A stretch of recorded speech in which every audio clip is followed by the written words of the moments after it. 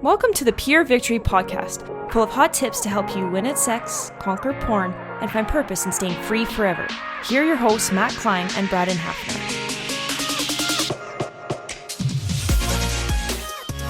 Hey, welcome back to Pure Victory Podcast. Pumped that you're with us for another episode.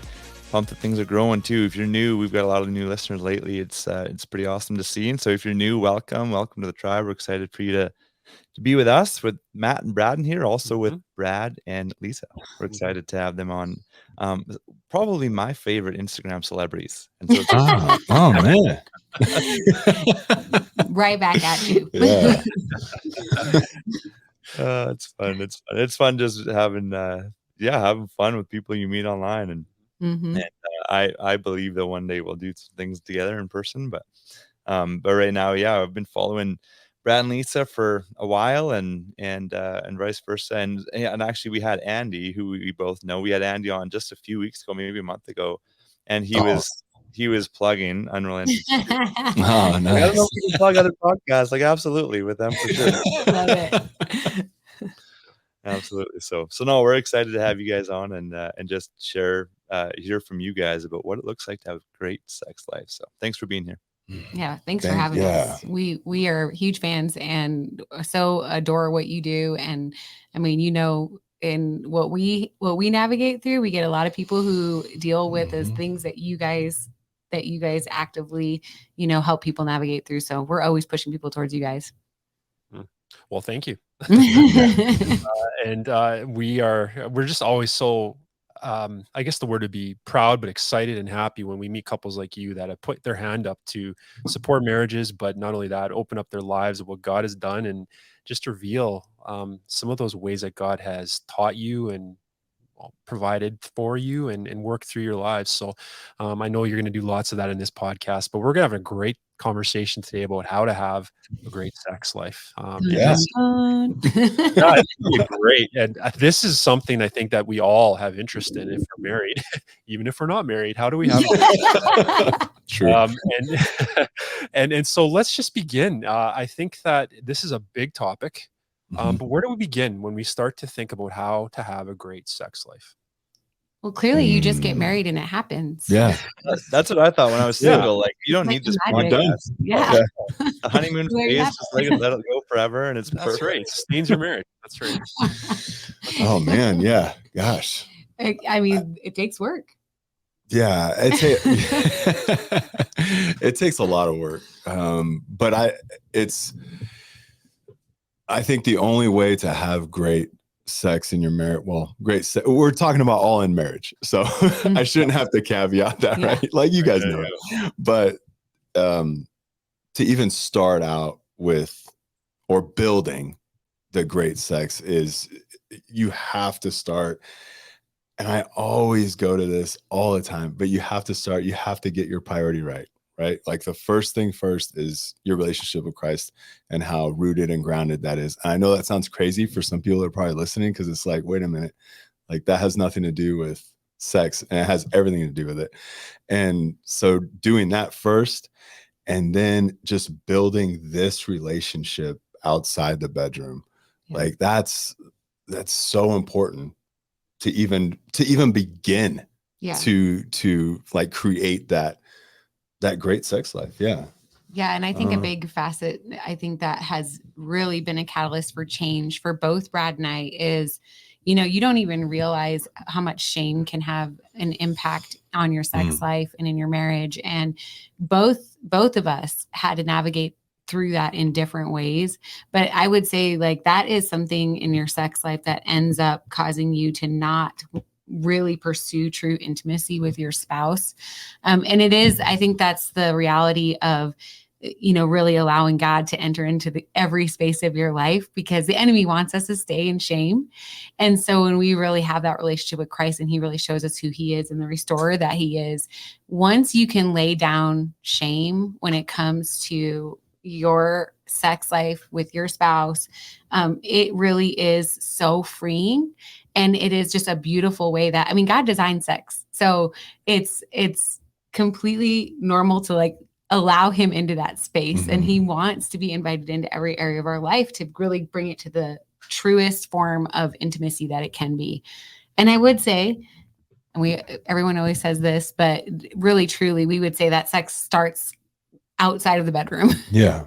So making sure that anyone listening, anyone who I think has a great sex life or a good sex life, they understand that it doesn't just begin at, when you get into bed at night. That's not when a great sex life starts. The intimacy is meant to be in every area of your life. And then this just becomes a byproduct of something that you've actually been working on all day long, all your life. I actually love that you're saying this, that it starts outside the bedroom, but a lot of people, when they hear that, they think the practical, like, let's love each other, let's flirt. But you're also saying, let's deal with the shame, which you could say that's outside the bedroom. And so what does that look like or what did that look like for you guys? Maybe it still does, I don't know, but what's that look like for you guys personally in dealing with that shame or recognizing how that affects your sex life? Dun, dun, dun. I'll let him start. Wow. Lisa doesn't want to talk about shame. Brad can do that. Wait, next question. All right. Softball questions are tossing your way. Yeah. Wow. I think for me, it's multiple levels of this for sure. So, with our whole testimony and our whole story and then rebuilding trust and getting back in, and I was still struggling with pornography, right? And it wasn't, I know you guys hear it all the time, right? It's that was still something that was like lingering in there. And I had tons of shame about that. And it was like this horrible cycle that you end up in, right? Especially as someone that's following God and trying to do all these things, it's like I mess up, then I say I'm sorry, then I mess up, then it's a stupid cycle. And I know that everyone, like, you hear this all the time whenever you talk to guys about this.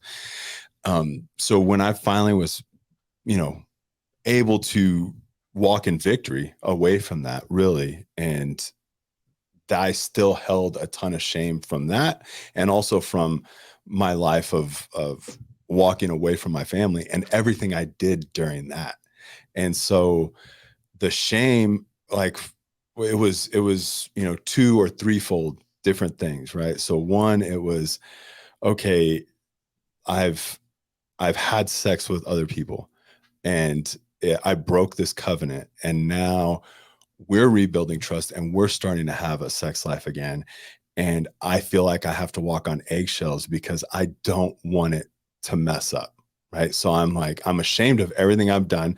And I'm afraid, if I hug her like this, is she thinking that this was, something he did when he was, when we had a broken marriage, when we almost got a divorce, like all those things would constantly flash into my head. And then along with that is the virtual side of it too. Like, these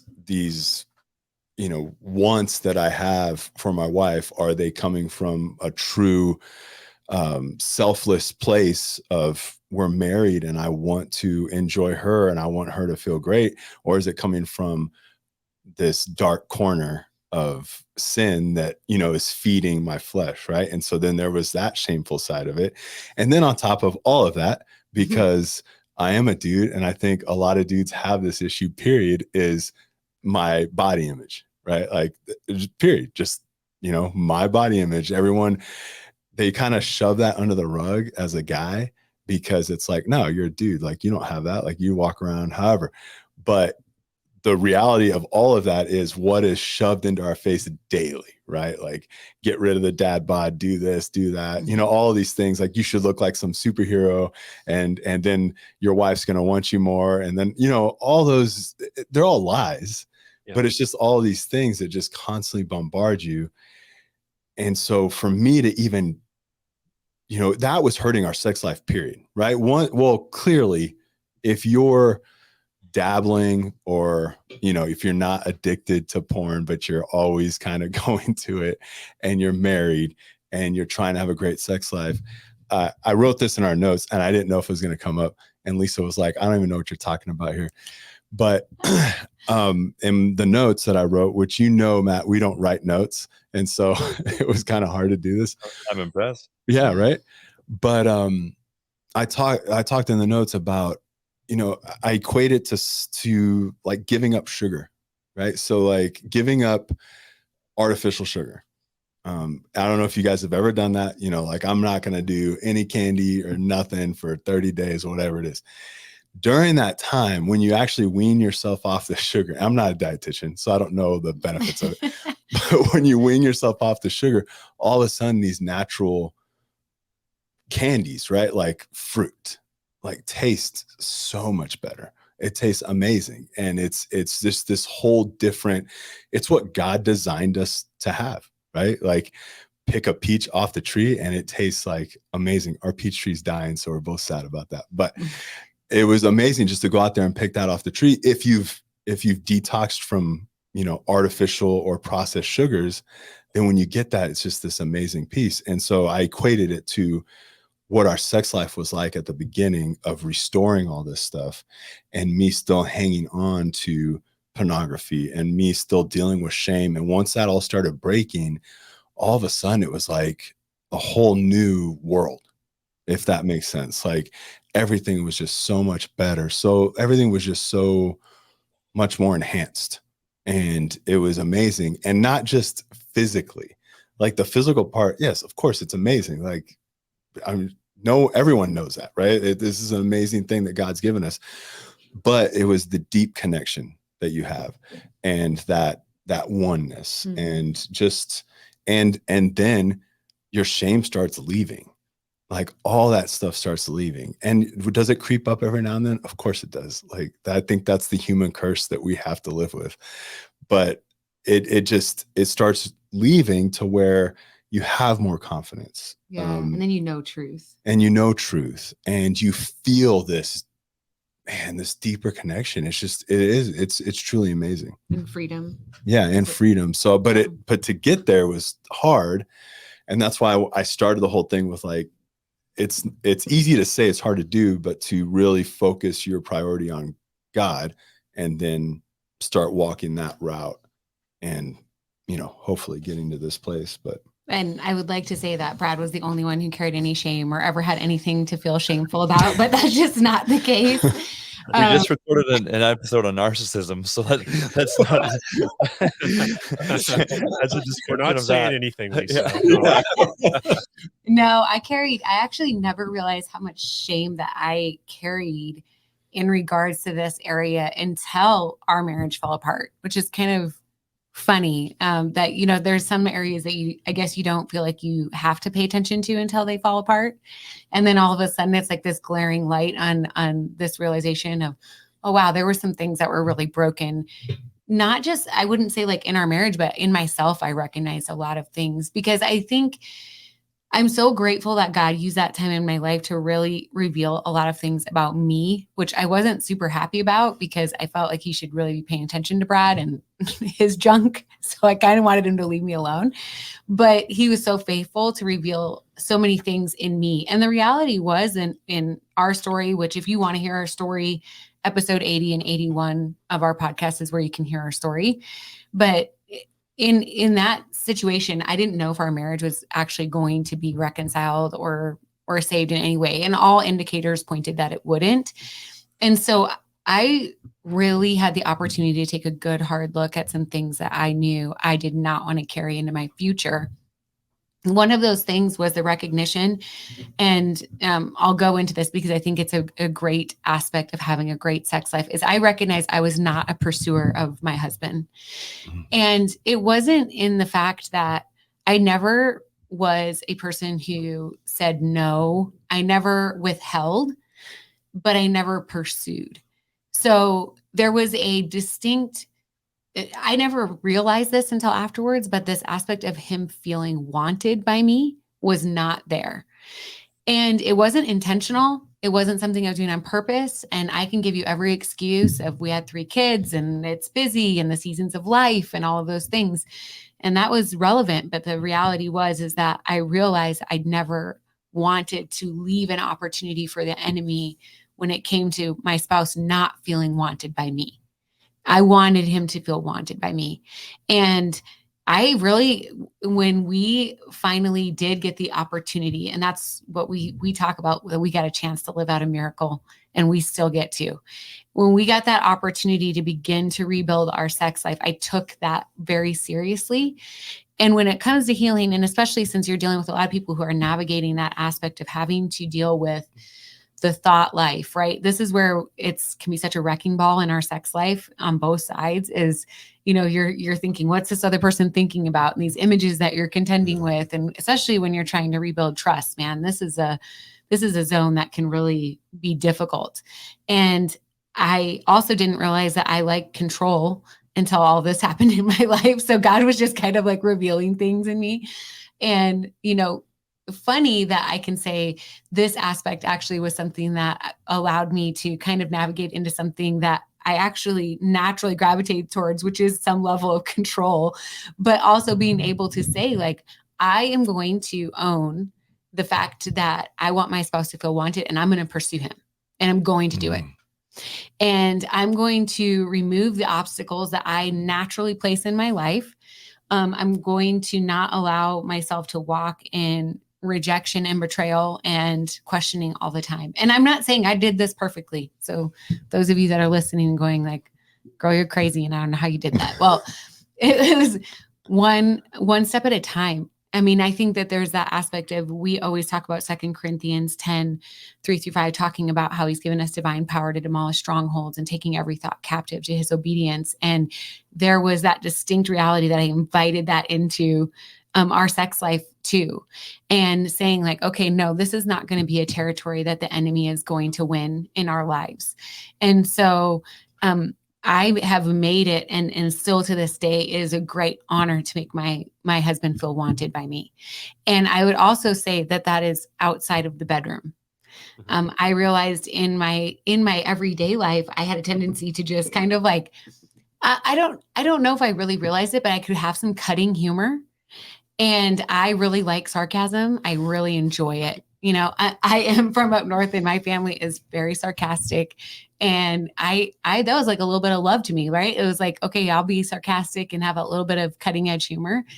But I realized I did that a lot with my husband, and I didn't build him up very, very often. Or even when we were with other people, I wasn't like just being flirtatious with him. I would say now, like, we make it our goal to make somebody uncomfortable at some point. But it's like, because we want people to know, like, this right here is sacred ground. Like, we want each other still. We love each other, and we're excited to be married. And so we want that to be reflected, not just in private in our bedroom, but we want it to be reflected in every area of our life.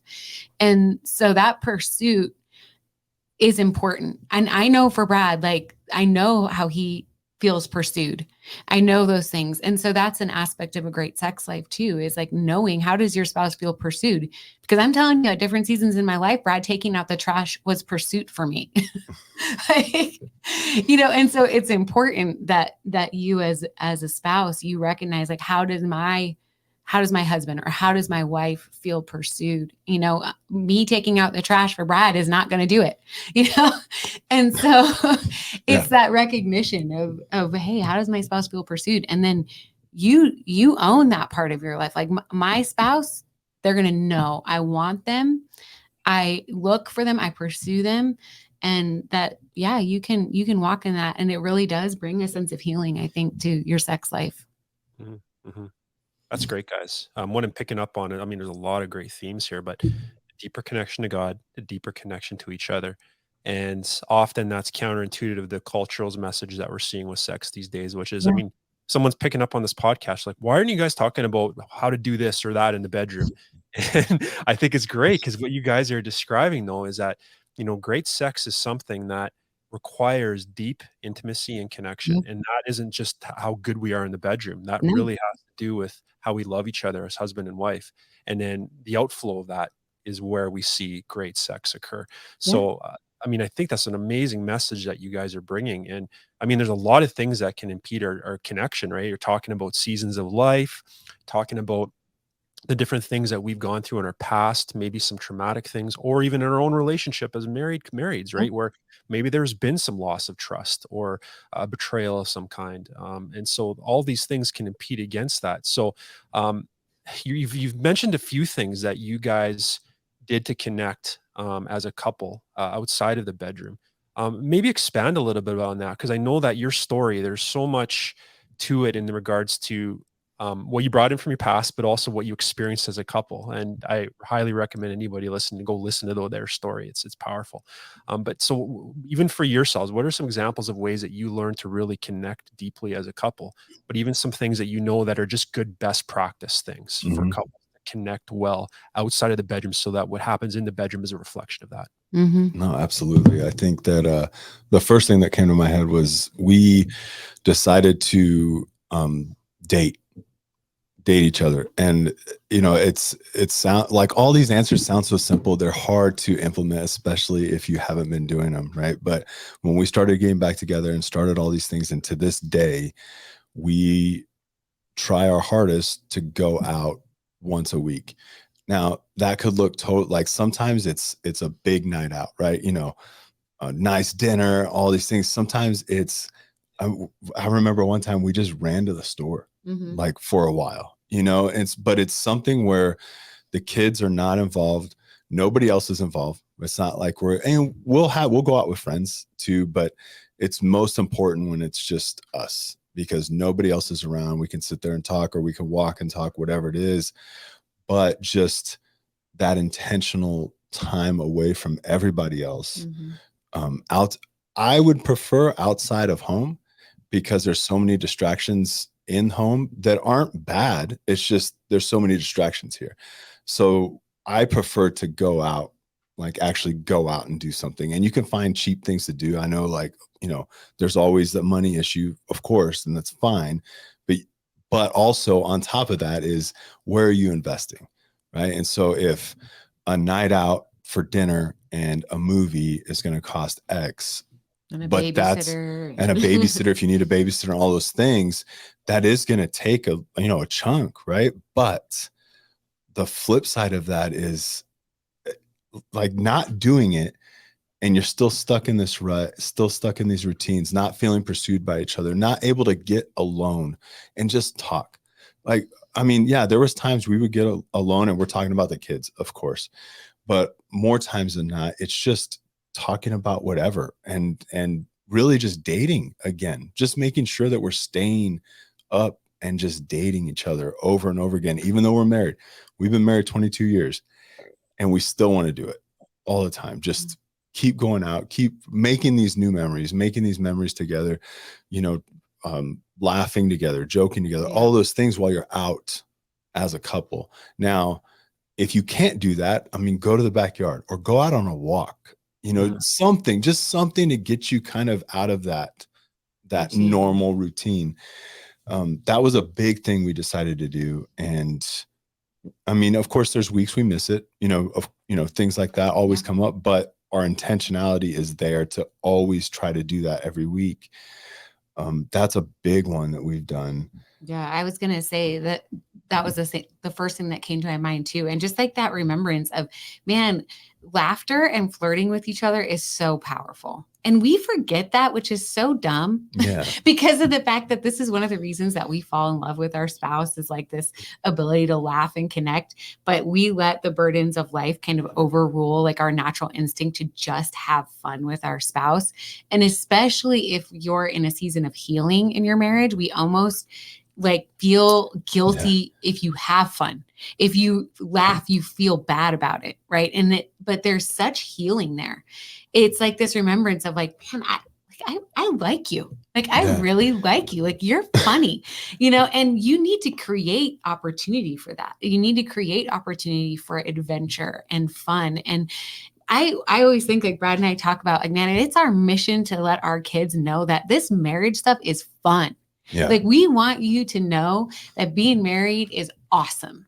We don't want you to have this view of how the world portrays it, which is like, well, I guess you're married now, ball and chain, like your life is over and there's no more fun left in your life. Like, no, this is an exciting, fulfilling, God-honoring relationship. And so when we started that recognition of are going to make room for connection, we're going to make room for fun, we are going to do adventures. And I would also say something that really helped us, I think, even in that aspect of seriousness. Side by side connection actually really helped us as well. He talked about the walking, things like that.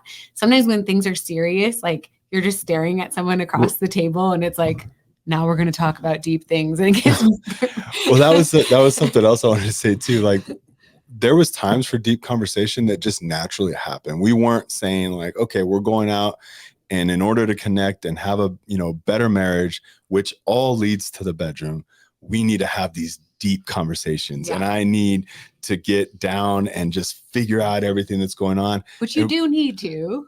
You do, but I think majority of ours always happen organically.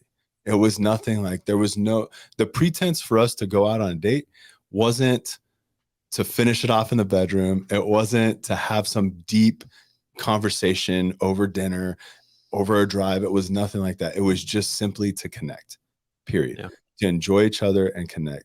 Now, the benefits of all that are you're going to learn your spouse better. You're going to have a deeper connection. You will have those deep conversations, and you're probably going to top it off at night, right? Like, I mean, it's probably going to end up in the bedroom somehow. And that's great. It doesn't always happen that way, but the pretenses of that's not what this was all about. This was simply just about trying to connect constantly. Yeah. And then I think always we really did try to, and this is, I would say, something that we've learned to kind of also develop in every area of our life, is that we're not self-seeking. And so I think, when you can embrace that in every area of your life, that rolls over into the bedroom, right? That you naturally start to live your life, not in the idea of like, how can I fulfill my needs? What do I want? What is it that it's most important to me? And if you start to filter that differently, if you start to look at your lens, how can I serve my spouse? How can I serve my kids? Ultimately, how can I serve Christ today? Which is what he calls us to do, right? It's what he did. He laid down his life for us. And so when you begin to model and live out a servant attitude, which is not easy to do, and every one of us trips up on that, but it also rolls over into the bedroom. And that's ultimately creates a great sex life when you're not in there just going like, well, what do I want? What are my needs? How can you fulfill me? If it turns towards your spouse, I mean, that is fulfilling for both of you in such a deep, intimate way, for sure. Great stuff, guys. It's so deep and practical, but also it's getting really to the heart of the matter, which is really awesome. And it's so necessary to do this stuff. And so once this is established, let's get practical. If there's, like in the bedroom, if there's something that one person wants and the other spouse doesn't like it, that's sometimes a hard conversation to have. How do you coach people in just understanding each other's sexual desires, and not just the emotional connection, but those sexual desires in the bedroom? Man, those are Sex hard. is hard to talk about. Yeah, it's so, and it shouldn't be, because it's your wife, right? It's your spouse. It should not be a hard topic to talk about, even if you haven't been tainted, in any way. Like, this shouldn't be a hard topic, but it still is. And like earlier when Lisa was talking about, not being selfish, not wanting all these things. And there's that fine line, because you'll tell yourself like, I don't want to be selfish, but now Lisa's like, well, what do you like? And it's like, well, I don't know if I could talk about this because I don't want to be selfish. Right. But it's the heart of the matter, right? It's something that I want to ask Lisa, because I want to know. Like, I want to know how can like I just serve you better, right? Like, how can I like just love you, make you feel better, all these things. Like, how can I do that? What do you like?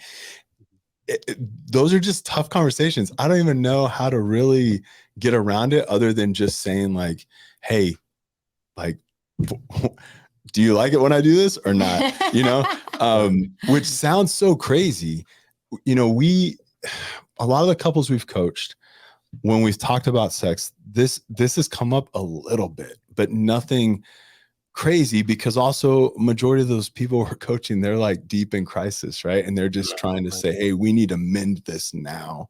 And we're like, go mend it. And there's a season of vanilla in the mending process, because God forbid you pull out it. If you pull out something new in the middle of like healing, like that's a danger zone. No. Yeah. Super danger zone. No, I don't know. What would you I think say? it's Because like you have to be willing to even wade into the uncomfortable. But I would say if someone in particular is saying like, I really want to do this, and your spouse is uncomfortable, there's a reality of you don't want your spouse to be uncomfortable, but you do want to invite conversation. And it's important to navigate through that and to figure out like, I heard it once described even of having a circle of like, I would do this, these are my no's. And then there's this like middle ground that you're like, I guess I would be willing to like try that one time, but I'm not really sure. I don't know if this circle analogy will help somebody if they need to write it down. But I think it is like, as you grow, I think it's really beautiful that this man that I've been married to for 22 years, I'm still discovering new things about him and vice versa, because you do change and seasons happen and you have kids and careers and just in general, your body changes. And there's just such a beauty of knowing that you have that opportunity with someone for your whole life to get to know them and have conversation and to invite that conversation. And if something isn't working for somebody right now, that's fine. And maybe later on it will, and that's great. And if not, guess what? That's not the most important thing. No, this isn't just the me show. And so it does become more about just like you're wanting to build a unity, not just in the bedroom, but everywhere in your life. And as you guys build that in other areas, you're going to find that you have opportunity to be a little bit more, I don't know what the right word I'm looking for, just playful in the bedroom, adventurous in the bedroom. It really too, like also if you're listening to this and you're, woman or man, whichever side of the house you're on that is, where is it coming from? Right. So if you want to try something in the bedroom, like, where is it coming from? Is it like, I don't know if I want to say the motive, but what's the heart behind it? Right. Is it, to have fun and just, playing with your spouse. And it's just like, hey, we should do this. And, oh yeah, I think that'll be fun. Or is it something that you've seen and you've been like fantasizing about, and I've always wanted to do this and I've never had this chance, or, you have to be careful. Yeah. Where is that coming from? Especially if you're coming from the broken side of it, right? And you're into this new, and you start having these like thoughts of like, well, I mean, man, that might be fun. Well, why? Where's it? What's the root of that question? What's the root of, or even what's the root of telling your spouse, hey, I like it when you do this? Is it coming from that dark past or what you've laid down and you've moved on? Or is it just coming from, hey, it's amazing when you do this. I love it. And I wanted you to do that more. And because I enjoy it, and it's just amazing to see you like this, whatever it is, but you have to know where that's coming from, because that fine line, I mean, and also I would say this too, like nothing should be in a degrading way, right? Like, hey, the bedroom is sacred, marriage ground. Like, this was given to you by God, and you can do all these things. You could do all these things. But if it's coming into like where you're degrading someone or towing that line, then you need to really live out images in your head that you like specifically. I mean, talking from, our marriage was really wounded by pornography and infidelity. So there was that period of time where it was like anything that we did, we had to just like recognize that we had to discover that together. And there was that period of time knowing that, I certainly didn't want to be living out any pornographic fantasy with my husband. I certainly didn't want him having done anything else over here and then trying to live that out with me. No, this is sacred ground. This is sacred ground. And so it's recognizing that this is a God thing, and we aren't going to accept that artificial sweetener, if you will, here. And it's that sweeter version. It is holy. And so it's important to remember that. That's great. A lot of communication, it sounds like, that we need to have as couples. And one little maybe tip from you guys, when do we talk about this? Because I know, is it in the bedroom in the midst of making love? Or are we doing this in a set time when we sit down together and actually can have a face-to-face conversation? What do you guys find is best practice there? Because I'm sure you have some thoughts on both. Yeah. I would say definitely not during, right? Or like right before. Like, hey. Like, I would argue you can do both if it's done in a tasteful way. Like, I mean, absolutely. No, I think you can. Yeah, because you can certainly be like, that feels really good. I mean, those kind of communication aspects when you're in it can actually be easier. Yeah. No, I get that. I don't know. I guess I was just thinking of like talking. That's right? like, hey, let's. You're not resolving conflict. No. That's it. That's what you're saying. You're not working through things in the bedroom. And then I know, and I think for us, we have never set a time to talk about this, and we always tell people to do that though. Yeah, we do, we really do, but I think like for me at least, it's a lot of organic stuff that happens, right? Like organic conversation.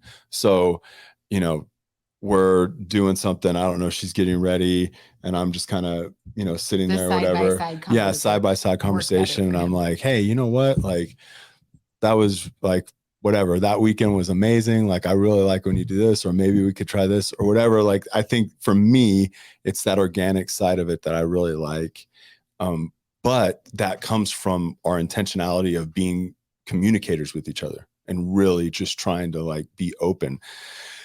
Man, I get uncomfortable with all that kind of talking because like it's so hard for me to even do it organically because of my past. It's just so hard because I do ask that question. Well, why am I thinking like this? Where is this coming from? Or even if I don't have a problem with it, but still I'm like, well, if I say this, is like, what is she going to think? Or is this selfish? Am I being selfish? Or am I, and logically, I know I'm not, because if you're asking yourself if you're doing all these things, more than likely you're not, because you're actually self-aware of what's going on, right? Yeah.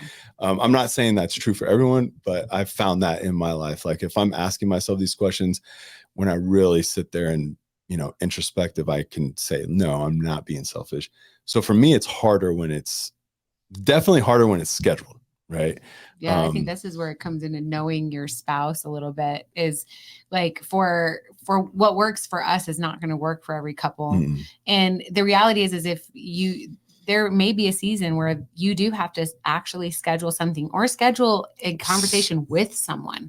Yeah. Sometimes if communication is so broken down or your sex life is so broken down, the wounds are so gaping, you can't actually function in a healthy way. Like, please go and talk with someone, get outside help. Like, I think that is something I want to make sure that I talk about, because I think people feel like when you're really struggling, you feel so isolated and alone, and you mm-hmm. feel like no one could possibly understand what you're experiencing. And that is exactly how the enemy wants us to be, is to be isolated and to not heal. And I think it's this recognition that God uses outside sources and people as well. And so get help. Please, there is help out there. So don't be afraid to have the conversations. If you have to schedule it with someone, God really does desire wholeness in this area and healing in this area, and it's so beautiful when it is, which is why you see the world like working so hard to desperately tear this down. And it's so important. It's the first thing that goes in a marriage that's struggling, right? Even if it's a little fight. Like maybe it's not a full-on struggle with your wife or husband at all, but the first thing that goes is your bedroom, right? Like that intimate time. That's the first thing that goes. If you're mad at each other, whatever it is, you're not thinking I'm not going to do this, but you're not going to, because you guys aren't. Or sometimes you are, and you're like, well, if you're not going to do that, then I'm not going to do this. And we do also tell people not only scheduling time to talk, but scheduling time to have sex. Yeah. Right.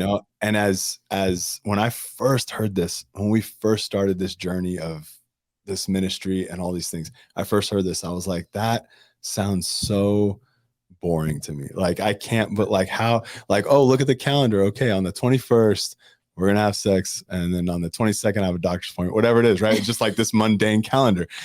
And the more I grew, the more I understood that now you're not having these unmet, unspoken expectations throughout the week, right? Like, oh, I think like we're having a great day. The kids are doing great. she's not tired. I think we're going to have sex tonight. And then it doesn't happen. And you're like, and you don't have those days and because she's not thinking, oh, he just held my hand because of this, because he wants to have, and so that those something to look forward to, something to, maybe it sparks flirtation throughout the week. Maybe it sparks all these things throughout the week, but I do think that it is very healthy to do that. Yeah. That's another aspect that we really push people towards too. Yeah, no, that's really good, guys. So what I'm hearing is when Lisa asks for just a back rub, that's when you say, okay, I want to initiate. I'll just initiate talking about sex. Yeah, exactly. Right. Yeah. No, but there's a good time to ask those questions and know your spouse, and so there's no set answer that's working exactly for every couple with scheduling sex or not. Does it work for you guys? That's the biggest thing, and so you got to figure out what works for you with your spouse, which is awesome. You guys have a lot to offer. Is there anything else? Just last thoughts that you have, just to kind of wrap up on how to have a great sex life? Have fun. Have fun. Really, just have fun. It doesn't have to be this huge monstrous event when you're married, right? Someone once told me that there's a station wagon and there's a Ferrari, and sometimes you guys hop in the Ferrari and you go 0 to 60 in like 0.2 seconds, and that's it. And then sometimes it's a station wagon and you're taking like an 8-hour trip across the state, whatever it is. But there's those times where it's just like, hey, we just are going to do this and have fun. And then there's the times where you're like just enjoying yourselves for as long as you can. And I think that that's important to know, because you can get in your head. It can affect so many things if you're just putting like so much pressure on it, when really just relax and have fun with it. I don't know. Yeah. And I think, married sex is the best sex. And so I think it's this recognition of taking back, like I said, what culture depicts this as, because culture will tell you to follow your heart and do all these things and portray all these things. And then when it comes to marriage, it's like, oh, okay, no, fun's over. And I think, just like Brad said, the having fun, but then just knowing like this is an area that needs to be paid attention to. And I think a lot of times I'll pick on women, because I'm a woman, that we can neglect this area specifically, that we can feel every justification to not pay attention to this until we feel like there is a right, quote unquote, season, or we are the right, quote unquote, weight, or, I can give you a list of 1,000 excuses that I've heard, or the wounds that we carry. And those are not illegitimate things to, they're real. But the reality is that this is not an area that can be ignored for long without direct consequences in your own life and in your marriage. And so pay attention. Coming from a couple who has been wounded in this area, and really the deepest way that you can be wounded, and seeing God's reconciliation in some of the deepest ways that we could ever imagine. It's worth pursuing. It's worth pursuing healing. It's worth pursuing your spouse. And so I would just encourage you, don't ignore this. Don't just see the title or listen to part of it and then just check out. Because I think that's just like, okay, well, this will be good for somebody else, and I'm not going to have to take this personally. And the reality is this is an area every single one of us has opportunity to grow in, and including us. Yeah. And so that's the cool thing, is we have the opportunity to grow. So keep that perspective. That's great. Great words. And we never arrive in this area, but we can keep growing together and as a couple. So appreciate you both, the wisdom that you brought today. Where can we find you guys? Brad always like, okay, now you talk. Our website has about everything on it, unrelentingpursuit.org. We're most active on Instagram, which is Unrelenting Pursuit, and then the _. You can email us, info@unrelentingpursuit.org. You see the theme here. And then our podcast, of course, is Unrelenting Pursuit. You can find us about anywhere you listen to podcasts. Great. That's awesome. What do you guys offer? So we do coaching and we do weekend intensives. So our favorite is the weekend intensives, because we just get a chance to really deep dive in with a couple. And our whole intention is to really be able to help couples move from what has been towards what can be. So we're very forward focused, because we know how much that matters. It's so easy to get caught in just where you are and difficult to move past it.